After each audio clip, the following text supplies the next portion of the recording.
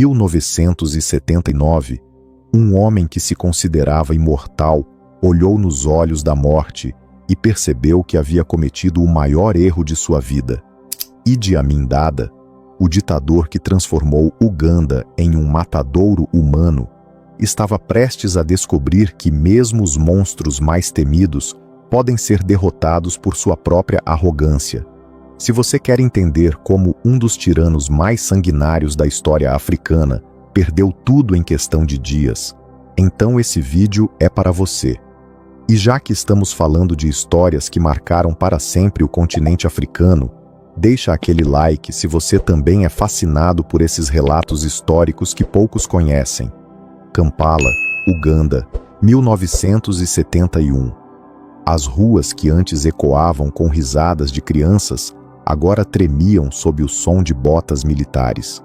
Em apenas alguns meses, um país inteiro havia se transformado no playground pessoal de um homem cuja sede de poder era superada apenas por sua sede de sangue. Idi Amin Dada não era apenas um ditador, ele era um predador que transformou uma nação em sua própria arena de caça. Mas para entender o erro que levaria à sua queda, precisamos voltar ao início dessa história macabra. Amin não nasceu um monstro. Ele foi moldado por uma combinação explosiva de brutalidade colonial, ambição desmedida e uma psicopatia que se manifestaria de formas inimagináveis. Nascido em uma família muçulmana no norte de Uganda, Amin cresceu em um ambiente onde a violência era a linguagem universal. Quando se alistou no exército colonial britânico em 1946, os oficiais logo perceberam que tinham encontrado alguém especial, não pela inteligência ou liderança, mas pela capacidade assustadora de executar ordens sem questionar, não importa quão brutais fossem. Era um soldado perfeito para as missões mais sujas do Império. Durante a insurgência dos Mau Mau no Quênia, Amin ganhou uma reputação que faria até mesmo veteranos de guerra recuarem. Ele não apenas matava rebeldes, ele os torturava, os mutilava, transformava cada execução em um espetáculo de horror. Os britânicos adoravam. Tinham encontrado seu cão de guarda perfeito. Mas os cães de guarda, quando ficam grandes demais, se voltam contra seus donos. Em 1962, Uganda conquistou sua independência e Milton Obote assumiu o poder. Amin, agora um coronel respeitado, parecia o soldado leal perfeito. Obote não poderia estar mais errado. Enquanto o presidente se preocupava com política e diplomacia, Amin estava construindo uma rede de lealdade absoluta dentro do exército. Cada promoção, cada favor, cada ordem era calculada para um único objetivo: o poder absoluto. A paciência de Amin durou 9 anos. Em janeiro de 1971, enquanto Obote participava de uma conferência em Singapura, Amin executou um dos golpes militares mais rápidos e eficientes da história africana. Em menos de 24 horas, Uganda tinha um novo líder. O que ninguém imaginava era que também tinha encontrado seu carrasco. Os primeiros meses do governo Amin foram quase normais. Ele prometeu eleições, falou sobre desenvolvimento, até sorriu para as câmeras internacionais. Mas por trás daquela fachada, algo sinistro estava se desenvolvendo. Amin estava testando limites, vendo até onde podia ir antes que alguém o detivesse. A resposta era muito, muito longe. O primeiro sinal do que estava por vir aconteceu em julho de 1971. Amin ordenou a execução de todos os soldados do exército que eram da etnia Acholi e Lango, as mesmas etnias de seu antecessor Obote. Não foram apenas alguns soldados, foram milhares. Homens que haviam servido lealmente o país foram levados para quartéis, massacrados e seus corpos jogados em valas comuns. Mas isso era apenas o aperitivo. Em agosto de 1972, Amin fez o anúncio que chocaria o mundo. Todos os asiáticos, entre 55 mil e 80 mil pessoas, tinham 90 dias para deixar Uganda. Não importava se eram cidadãos ugandenses, se suas famílias viviam ali há gerações, se eram donos de negócios que sustentavam a economia local. Amin havia decidido que eles eram o problema de Uganda, e sua solução era simples: expulsão total. O mundo assistiu em horror enquanto famílias inteiras eram forçadas a abandonar tudo: casas, negócios, memórias de toda uma vida. Muitos foram espancados, violentadas, mortos durante o processo. Amin não apenas roubou suas propriedades, ele distribuiu entre seus seguidores como prêmios de lealdade. A comunidade internacional protestou, impôs sanções, condenou. Amin riu. Ele havia descoberto algo poderoso. Quanto mais o mundo o odiava, mais forte ele se sentia. Cada condenação internacional era combustível para sua megalomania crescente. E foi nesse momento que Idi Amin cruzou a linha entre ditador e monstro. As execuções se tornaram mais frequentes, mais elaboradas, mais públicas. Amin não se contentava mais em apenas matar. Ele queria que Uganda inteira soubesse que ele podia fazer qualquer coisa com qualquer pessoa a qualquer momento. Ministros foram executados em reuniões de gabinete. Soldados foram forçados a matar uns aos outros por entretenimento. Mulheres foram estupradas na frente de seus maridos antes de ambos serem mortos. Mas o mais assustador era que Amin parecia genuinamente se divertir. Ele ria durante as execuções, fazia piadas sobre os corpos, e há até relatos, nunca completamente confirmados, mas persistentes, sobre práticas que desafiam qualquer senso de humanidade. Uganda havia se tornado o reino pessoal de um psicopata com poder absoluto. Os números são difíceis de compreender. Estima-se que aproximadamente 300 mil civis foram mortos durante o regime de Amin. Para um país com menos de 10 milhões de habitantes, isso significa que uma em cada 30 pessoas foi executada por ordem direta do presidente. Mas Amin havia desenvolvido algo ainda mais sinistro que a violência: um culto de personalidade que desafiava toda lógica. Ele se autoproclamou Sua Excelência, Presidente Vitalício, Marechal de Campo, Al-Hadi, Dr. Idi Amin Dada, vencedor do Império Britânico, conquistador do Império Britânico na África em geral e Uganda em particular. Ele fazia alegações cada vez mais grandiosas sobre si mesmo. Disse que tinha visões de Deus. Chegou ao ponto de afirmar que era o último rei de Uganda. A paranoia de Amin crescia junto com sua megalomania. Ele via inimigos em toda parte, em seus próprios ministros, em seus generais, até mesmo em suas esposas. Uma de suas esposas, Kay Amin, foi encontrada morta e esquartejada depois de tentar deixá-lo. Oficialmente, foi um acidente de carro. Não oficialmente. Bem, Amin tinha um padrão quando se tratava de pessoas que o desafiavam. Mas havia algo que Amin não percebia enquanto construía seu império de terror. Ele estava criando inimigos muito mais perigosos do que imaginava. Não apenas dentro de Uganda, mas nos países vizinhos que observavam com o horror crescente, especialmente na Tanzânia. Julius Nyerere, presidente da Tanzânia, havia assistido em silêncio enquanto Amin transformava Uganda em um matadouro. Nyerere era tudo o que Amin não era: intelectual, diplomático, respeitado internacionalmente. Ele havia oferecido refúgio para milhares de ugandenses que fugiam do terror de Amin. Mas Nyerere tinha limites, e Amin estava prestes a ultrapassá-los de forma espetacular. Em 1978, a economia de Uganda estava em colapso total. A expulsão dos asiáticos havia destruído o setor comercial. As execuções constantes haviam eliminado qualquer pessoa com conhecimento técnico.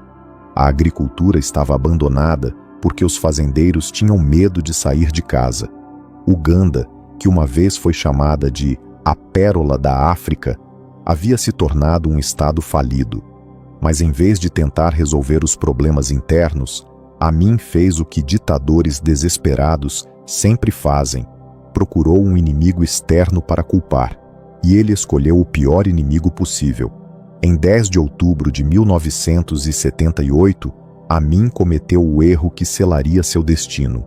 Ele invadiu a Tanzânia. A justificativa oficial era ridícula: alegações de que a Tanzânia estava apoiando rebeldes ugandenses. A verdade era que Amin precisava de uma vitória militar para restaurar sua imagem de homem forte. Ele acreditava genuinamente que seu exército de brutamontes mal treinados poderia facilmente derrotar as forças tanzanianas. Nunca houve um cálculo tão errado na história militar africana. A invasão inicial foi um desastre. As tropas ugandenses, acostumadas a aterrorizar civis desarmados, descobriram que lutar contra soldados reais era completamente diferente. Eles avançaram alguns quilômetros em território tanzaniano, saquearam algumas vilas e então pararam. Não tinham ideia do que fazer a seguir. Nyerere, que havia passado anos tentando resolver a situação diplomaticamente, finalmente decidiu que chegara a hora de acabar com Amin de uma vez por todas. Mas ele foi mais inteligente que isso. Em vez de apenas repelir a invasão, ele transformou a guerra em uma cruzada de libertação. Nyerere reuniu não apenas o exército tanzaniano, mas também milhares de exilados ugandenses que haviam estado esperando por essa oportunidade há anos. Ex-soldados de Obote, sobreviventes dos massacres de Amin, famílias inteiras que haviam perdido tudo, todos se juntaram ao que se tornou conhecido como o Exército de Libertação Nacional de Uganda. Em novembro de 1978, a contraofensiva tanzaniana começou, e foi devastadora. As tropas de Amin, que pareciam tão temíveis quando estavam massacrando civis, se desintegraram completamente quando enfrentaram um exército real. Soldados deserdam em massa. Oficiais abandonaram suas unidades. Em questão de semanas, o que Amin pensava que seria uma guerra rápida se transformou em uma debandada humilhante. Mas o pior ainda estava por vir. Conforme as forças tanzanianas avançavam em direção a Uganda, algo extraordinário aconteceu. A população ugandense não apenas recebeu os invasores como libertadores, eles se juntaram a eles. Vilas inteiras se levantaram contra as guarnições de Amin. Soldados ugandenses começaram a se render em massa ou simplesmente trocar de lado. Amin, que havia passado 8 anos se acreditando invencível, de repente se encontrou comandando um exército fantasma em um país que o odiava. Em dezembro de 1978, as forças tanzanianas cruzaram a fronteira ugandense. Amin ordenou resistência até a morte. Seus comandantes riram na cara dele e fugiram. Ele prometeu recompensas fabulosas para quem lutasse. Não sobrou ninguém para ouvir. A capital Kampala, que uma vez tremeu de medo ao som de seu nome, agora via cartazes de Amin sendo queimados nas ruas. Estátuas erguidas em sua honra foram derrubadas. O palácio presidencial, onde tantos horrores haviam sido cometidos, foi abandonado até mesmo pelos guardas. Em 11 de abril de 1979, menos de 6 meses depois de iniciar sua guerra vitoriosa, Idi Amin fugiu de Uganda como um cão com o rabo entre as pernas. Ele escapou por pouco de ser capturado, levando apenas algumas malas e um punhado de seguidores leais. O homem que se proclamava imortal, que afirmava ter o apoio de Deus, que prometera governar Uganda para sempre, foi derrotado em meros meses por um erro de cálculo devastador. Mas a verdadeira ironia da história de Amin não terminou com sua fuga. Ele conseguiu asilo na Líbia, depois se mudou para a Arábia Saudita, onde viveu confortavelmente até sua morte em 16 de agosto de 2003. Enquanto isso, Uganda levou décadas para se recuperar dos traumas que ele havia infligido. As valas comuns foram abertas, revelando horrores que chocaram até mesmo investigadores experientes. Ossos de crianças misturados com ossos de adultos, evidências de tortura que desafiam descrição, famílias inteiras exterminadas por crimes que existiam apenas na mente doente de um ditador. Uganda perdeu uma geração inteira de intelectuais, empresários, líderes comunitários, pessoas que poderiam ter construído um país próspero, foram mortas por paranoia e sadismo. O impacto econômico durou décadas. O trauma psicológico persiste até hoje. E o erro que causou tudo isso? A arrogância pura e simples. Amin acreditou em sua própria propaganda.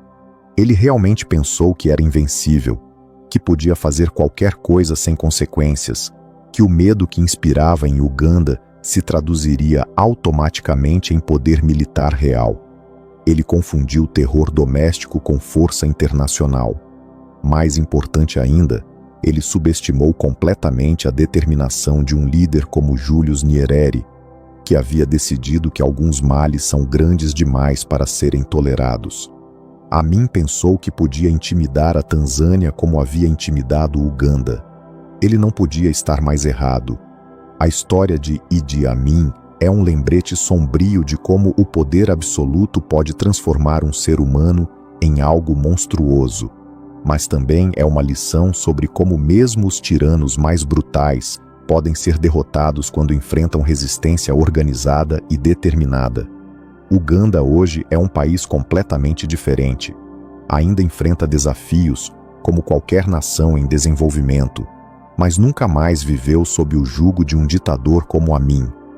A memória daqueles 8 anos de horror serve como um lembrete constante de por que a democracia e os direitos humanos não são luxos, são necessidades absolutas.